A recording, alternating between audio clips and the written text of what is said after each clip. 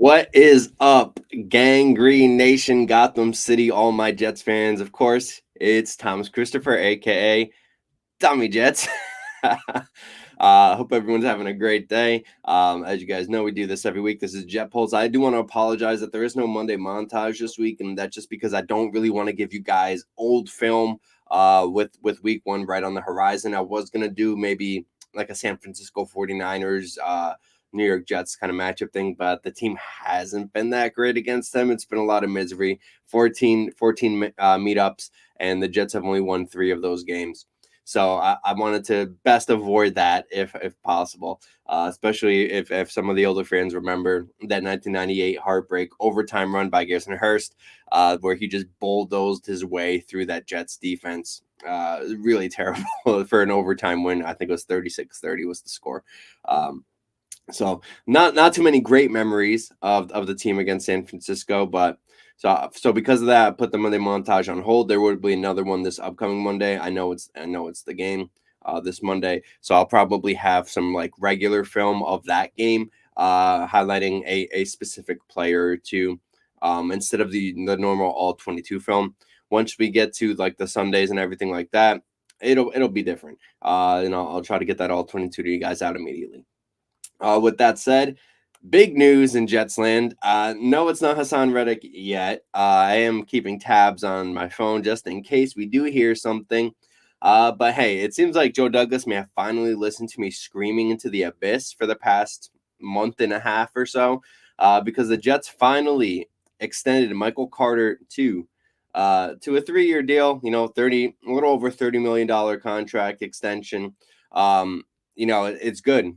I love that. As you guys have, if you've been following me, I've been pounding the table for this deal to happen for quite some time.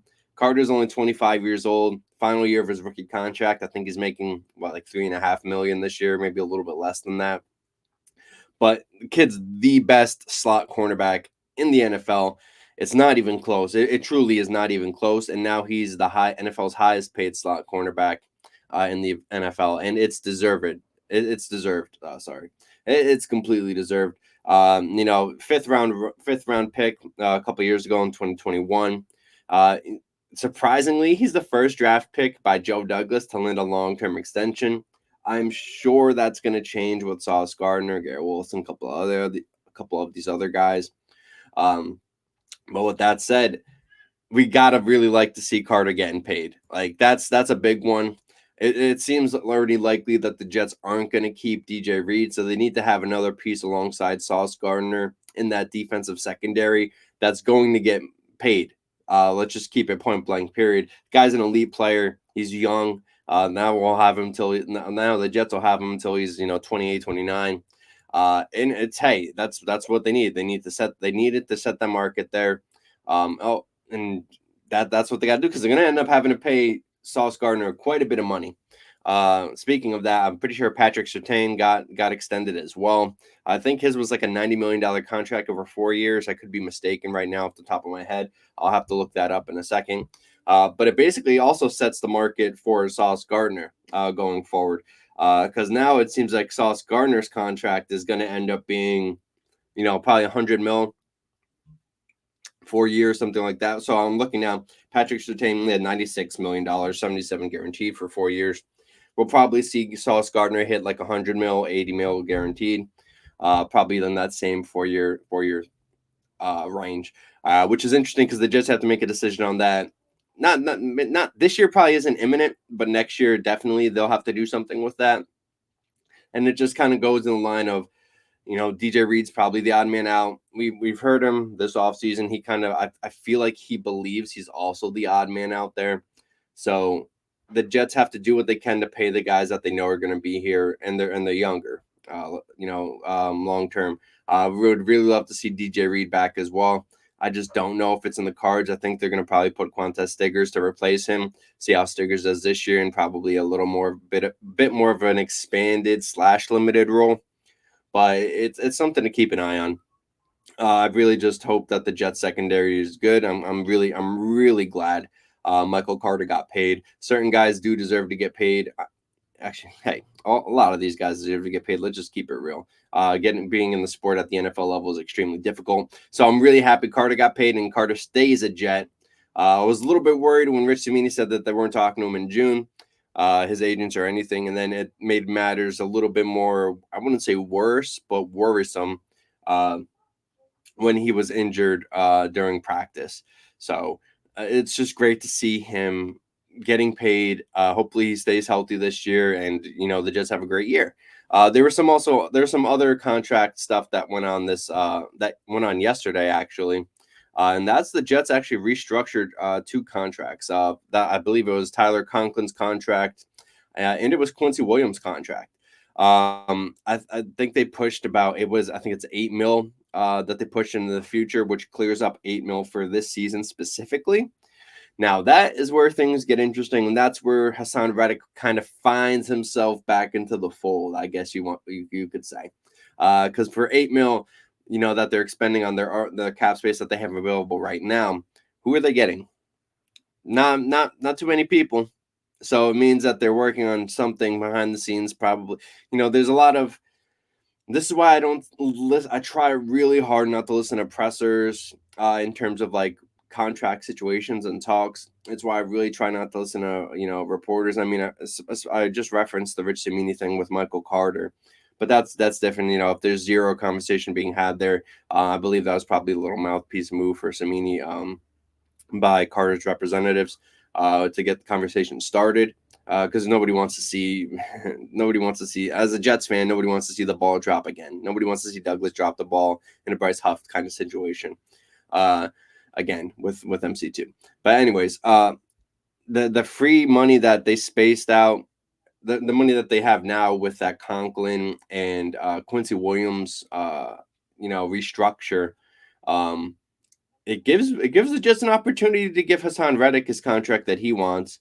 I'm sure he wanted a little bit more than what he was playing on. Whether it was guaranteed, it's probably that's the thing. Who knows? Because the guy's already missed a lot of time, missed a lot of money. It makes him look really bad, to be honest. But at the same time, what are the Jets going to do? You guys traded a day 2 pick for a guy who hasn't shown up yet. That's not a good look, man. That's not a good look. I know Jets fans don't want to blame Joe Douglas. I know, they're really happy that he's giving the finger, metaphorically to Haason Reddick. But at the same time, it's if you're really being unbiased, it's impossible to say that Joe Douglas hasn't dropped the ball at this point because we're getting to week 1, the guy still hasn't shown up. Why would you trade for a guy that didn't even accept the terms of the contract agreement that you guys wanted to have with him at the beginning? Because you got to believe that there was some type of conversation prior to that trade happening. That it would be beyond negligible if Joe Douglas wasn't in conversation talks with Reddick prior to that trade, making sure that Reddick would be with the Jets. Blah blah blah. That's why they got rid of JFM. To free up money for Reddick without even talking to the guy. I don't want to keep beating that dead horse. I'm still not too happy about that. The whole situation makes Douglas look bad. I mean, I really don't care what some other fans say. It just makes him look bad. And if Reddick shows up and plays, then he looks good again, and the Jets look good again, and they have a chance to really be like a Super Bowl contending team. But if he doesn't show up, or if he shows up and he plays like terribly, it's another, indictment on Douglas. Why would you trade for a guy and, basically in his age 30 season and he performed bad, didn't give him a contract, yada, yada. It gets to a point where you got to hope he plays and you got to hope he plays well. And I think this restructuring of Tyler Conklin and Quincy Williams' contract means that they're probably going to get something in place for Haason Reddick either today, while I'm recording this maybe, or after, or who knows. It might even be not until the after the first week of the football season. But interestingly enough, I think it's interesting that they restructured Conklin too, because Conklin's in the last year of his contract also. And I really do like Conklin. I think Conklin's a really consistent tight end. He's very underrated. I think this year is probably going to be his best year if Aaron Rodgers is able to stay healthy. I know people kind of, say that Rodgers doesn't really target his tight ends like that. But, I mean, hasn't really had too many good ones. He had Jimmy Graham for a bit, and we saw what he did in Green Bay. while he was there. So I think it's possible Conklin has a really good year, which would put the Jets in a weird position because I like Jeremy Rucker. I like some of the other guys. I like Yeboah. I just don't think they're at the same level as Tyler Conklin's, honestly. And that's, it's going to leave somewhat of a hole. I mean, maybe they draft a guy, but at that point, like, tight ends usually take a considerable amount of time to develop, especially in the NFL. The Sam Laportas of the world are really rare, for receiving prowess. That's just kind of how it is. Other than that, it's kind of business as usual. We're getting ready for week 1 against the San Francisco 49ers. They are going to have Trent Williams back. They are going to have Brandon Ayuk back. They are going to have Christian McCaffrey healthy. So it's going to be tough. It's going to be tough. I'm really interested to see how Charvarius Ward plays against Garrett Wilson. That's a matchup I've been waiting to see forever now. I was one of the few guys really high on Ward during his time in Kansas City. You can check my stuff on Arrowhead Pride like years ago about that. I was huge on Ward. And so I'd really like him, but you guys know I love Garrett Wilson. So this is going to be a matchup where I'm like really, I'm a Jets fan first and foremost, but hey, man, I love my guys. I love the guys that I like, and I think that's going to be a great matchup. I'm also really interested to see how the Jets defense decides to guard Brandon Ayuk. Not just that, I want to see how they're able to guard the San Francisco offense as a whole. There's a lot of moving pieces, a lot of talented pieces on that offense. You can't forget Deebo Samuel too and George Kittle. Those guys are great. And I think Brock Purdy's a little bit underrated. I know San Francisco fans are kind of, anointing him as the second coming. But in terms of general NFL circles, I think the kid's getting a little bit underrated, as opposed to some of his, counterparts there. For the Jets offense, they have to have success on offense. They have to. They can't just go down the field, and start messing up towards the red zone. They have to punch points in, and I'm not talking field goals. They have to get touchdowns. Otherwise, I don't think they're going to win this game. I spoke on this on the Uncovered podcast with Midnight Mike and Matty Jets. Shout out to those guys. Mike made a really great point where he thinks that the 49ers could really play with a chip on their shoulder after the Ricky Pearsall stuff. And I didn't even take that into account, but I think he's kind of has a point. There's going to be a lot more, thank God Ricky's okay. Let's get that out of the way. Thank God Ricky's okay. But with that said, there's that extra motivation emotionally for these guys to come out and play well, where I don't think it's necessarily there for the Jets. I mean, it might be for Rodgers. Rodgers always has a lot of doubters, and hey, I still got to see the guy get hit too. I guess if you want to consider me a doubter, but at the same time, it's just not the same level of motivation. Other than week 1 win, we got to win week 1, be 1-0, all that good stuff. How they always like to repeat that, and it's just they got to perform well. So there's a lot of matchups on the table. Like I already mentioned, the Ward or Garrett Wilson thing. Wilson has to step up, but the one guy in offense who really has to step up, other than the Breece Halls, Aaron Rodgers of the world, is Allen Lazard. Allen Lazard is probably going to be one of the key players, I truly think, on this game, because although they've said Mike Williams is going to be available week 1, I don't think he's going to play a lot of snaps week 1. I think he's going to be more of a decoy, running nines. Just opening the field underneath, and that's kind of going to be his goal or his role in that game. So that means Allen Lazard is going to play like a really big part into this game, and he has to play well. If he doesn't play well, then the Jets are going to be, I won't say one-dimensional, because they still have Garrett Wilson and Breece Hall, and Conklin will get his stuff too. But Allen Lazard is going to be the safety blanket for Aaron Rodgers, and in order for the Jets offense to play well, Lazard has to play well. He can't have any more of these dropsies that he's having. He's got to go in there with full confidence, and he has to do great. Because if he doesn't, I don't think the Jets can win the game, and I don't think the offense will succeed. And probably finally for the last matchup I'm looking at Quincy Williams against that interior San Francisco 49ers offensive line. Trent Williams is back, so I'm not, I'm just going to consider that dud. The guy's a stud. I mean, he's given up like 4 sacks. And I think that's the most sacks he's ever given up in a season is 4 sacks, if I remember correctly. So, but Jets fans shouldn't expect them to be consistently beating Trent Williams a lot. but it gives other opportunities for the interior defensive line, and mainly, Quinn Williams. If it's John Kinlaw, maybe Solomon Thomas want to go against their former team. But that's probably the other battle, is to cause pressure directly up front for Brock Purdy, because Purdy's mobile, but he's not a running quarterback.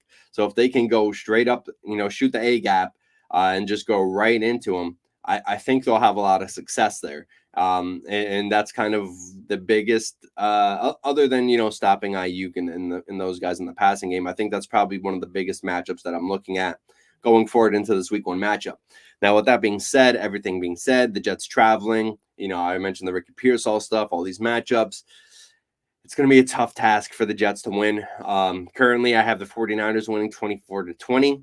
I really want you guys to let me know what you think the score might be in the comments below. Just make sure you guys are liking, commenting, subscribing to the podcast channel. I really appreciate the support thus far. We got about 60 subscribers. I only have 20 videos out, so I really love that. Thank you, guys. With that said, I think the Jets might start off, 0-1, but that doesn't stop them from doing good in the season. I really think there's a chance they go 0-1, and then by week, entering week 6, they're 4-1. And I would take that, other than the Jets maybe winning a miracle game in week 1 against the odds, and then following the next 2 against winnable games, against Tennessee and against the Patriots. I really would rather them lose week 1 and go on a 4-game win streak than win week 1 and stumble down, the road a little bit. So we'll see how that goes. Please let me guys know what you think in the comments. I really do appreciate it. And as always, it's Tommy Jets. Stay tuned for the Inner City Jets podcast on Friday. I personally won't be in this studio again, unless I do a pre-recording. Then you'll see it. Then you'll know. I'll actually be in Boca Raton covering the FAU football game against Army on Saturday. So I do really appreciate you guys checking out the channel. Make sure you're liking, commenting, and subscribing. And with that, it's Tommy Jets. Appreciate you guys having me. Until next time.